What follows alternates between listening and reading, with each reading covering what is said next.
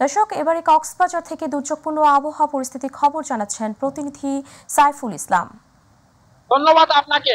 কক্সবাজারে ঘূর্ণিঝড় রেমালের প্রভাবে ইতিমধ্যেই 9 নম্বর মহাবিপদ সংকেত নামিয়ে 3 নম্বর সতর্ক সংকেত দেখিয়ে যেতে বলেছেন আবহাওয়া দপ্তর। তবে কক্সবাজারে যে দুর্যোগময় মুহূর্ত, বিপদ এখনো কাটেনি। কক্সবাজারের মানুষ আতঙ্কে রয়েছে। উপকূলবর্তী মানুষগুলি যে আশ্রয় কেন্দ্রতে অবস্থান করছে গতকাল থেকে, তো সেখানে কক্সবাজার জেলা প্রশাসনের পক্ষ থেকে এবং কক্সবাজার পৌরসভার পক্ষ থেকে তাদেরকে দেখভাল করা হচ্ছে।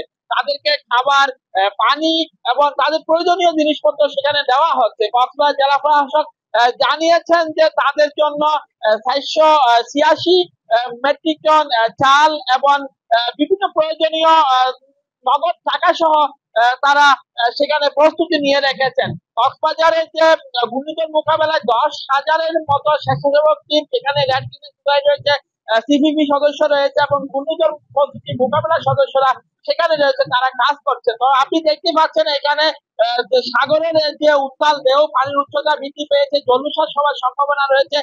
সকল নৌযানকে নিরাপদ আশ্রয়ে থাকার নির্দেশ দিয়েছেন কক্সবাজার আবহাওয়া অফিস থেকে। তো সব মিলে কিন্তু বড়ি আবহাওয়া, বৃষ্টিপাত এবং দুর্যোগপূর্ণ মুহূর্ত, বিপদময় মুহূর্ত এখনো রয়েছে। এই ছিল আমার কাছে সর্বশেষ। পরবর্তী আপডেট আপনাকে জানিয়ে দেওয়া হবে।